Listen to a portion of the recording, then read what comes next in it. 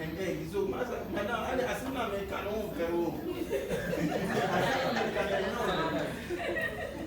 A little fish and then some egg is okay. Willet, by the way, is virtually useless. It has low quality protein. It's for jaw exercise. Let me go on.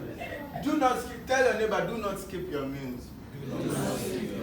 This is one of the ways that people overeat. If you skip your meals, satiety is despair. You don't get satisfied easily because of hormonal releases that are going on, and then you tend to want to eat more. So don't skip your meal. It's good to eat 3 times in a day. Eat moderate at 5 hours interval. We give 4 to 6 hours, but averagely 5 hours is okay. So if you ate your breakfast around, say, 7, by 12 you should be taking your lunch.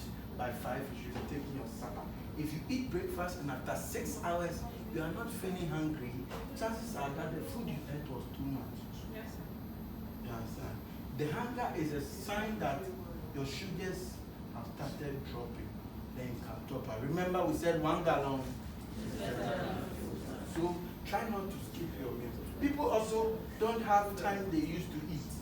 You eat today at 6, the next day you eat at 8, the next day you eat at 9. Research, top quality research is showing that erratic meal times precipitates the onset of diabetes. You don't have a particular time because your body is programmable. You can optimize your insulin release when you eat at consistent time. You can optimize your insulin release. All the insulin that you can produce, you produce everything when you fix your times of eating. And one of the challenges with diabetes is because of suboptimal insulin. So have a time that you used to eat. Now, excessive fried foods is one of the challenges. Look at this. Choose ye this day whom you serve. Which one do you prefer, boss? Which one do you like? 1, 2, or 3?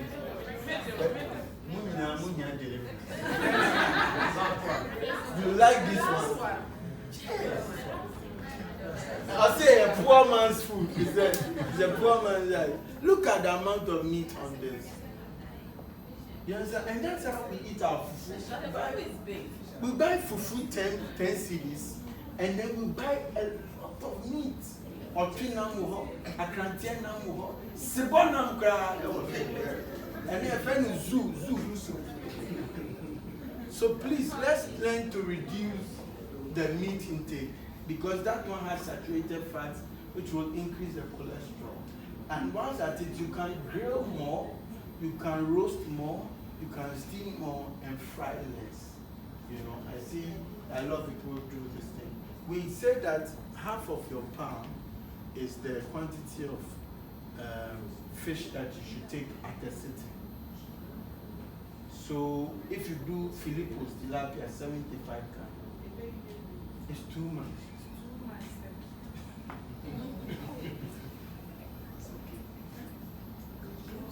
Look at this one. Kelewele is fried. The granite, I mean the pro why do you fry granite? The kelewele is already oily. And you take this at 10 p.m. Look at the calories. Oh, I didn't say it. They fry it, they add sardine, they add corned beef, they add all those things. And so it's a lot of fat, and you start getting problems. Look at this one, Brad Charles. Wait.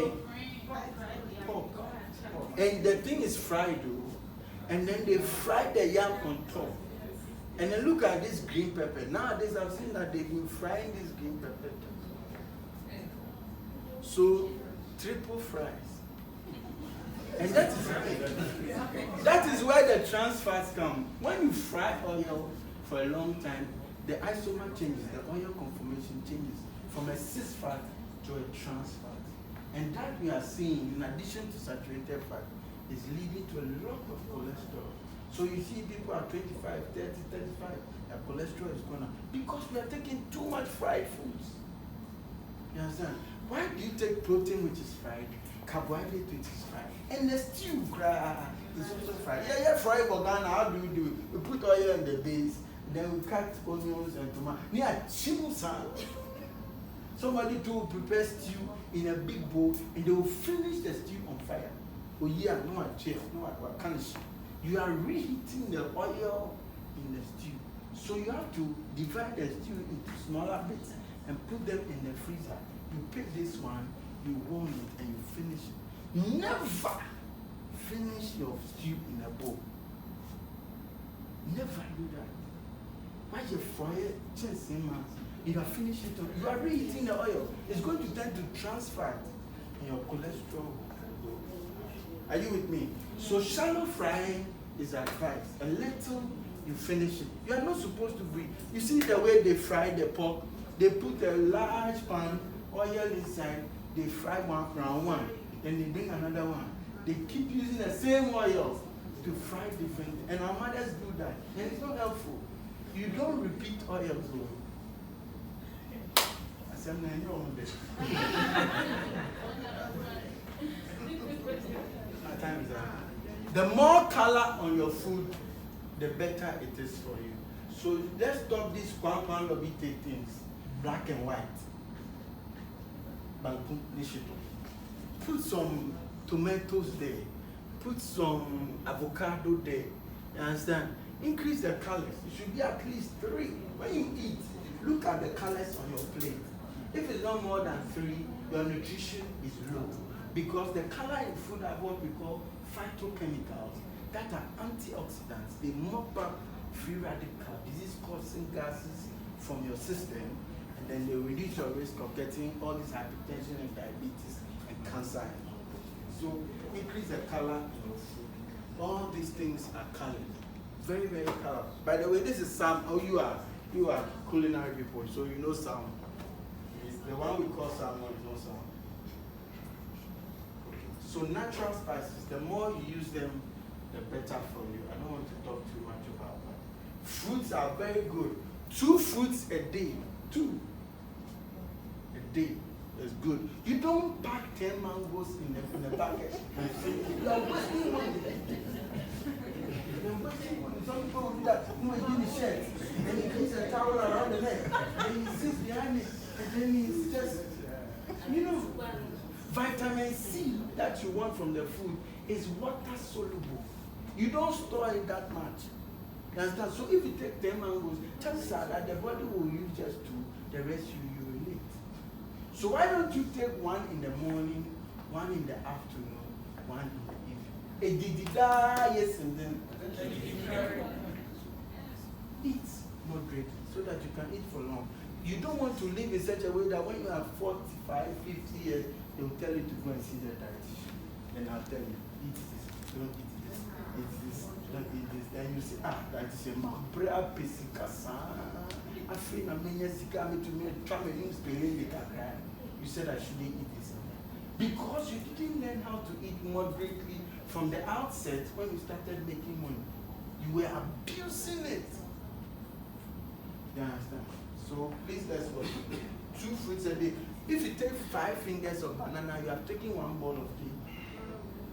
So those of you who say that, oh, I just took some bananas, I have not eaten. You are taking 1 bowl of cake already. You understand? Watch it. So water is good. My time is up. Exercise is also very good. And this is my last one. I think that this is one of the things I'm campaigning against. The putting of hot food in soft plastic. I should emphasize soft plastic. Because there are microwave bowls. Those are rugged plastics. The BPA, bisphenol A, and acrylamide don't leach into the food.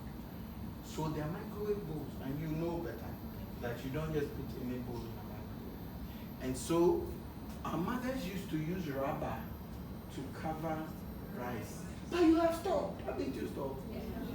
Madam, say my child. Since there you use what? So why don't you also stop this one?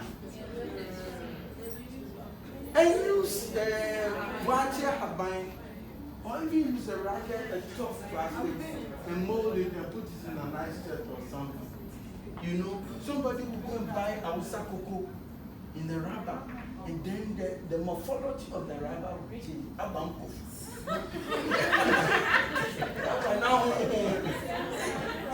They will, you know, some people are eating rice in the rubber. I think it's all bad though. We are adding on to the carcinogenic substances that can lead to cancer. No wonder cancers are everywhere. So please, learn to eat moderately. The last thing I'll leave you with is eat smart. Tell your neighbor, eat smart. Eat smart. Spell smart for me. S-M-A-R-T. X for simple. Make your meal simple. Don't make it complicated. Don't go to a buffet. You go take white rice, yellow rice, Chinese rice, jollof rice. All rice, all painted. Make it simple. S for simple. M for moderate. Please say it. Moderate. Moderate the quantities. A for attractive. Can you say it for me? Attractive. What makes food attractive? Vegetables. You know? And then R for roughage. Say it, let me hear. Roughage. Roughage is chaff. T is takeaway. When the food is too much.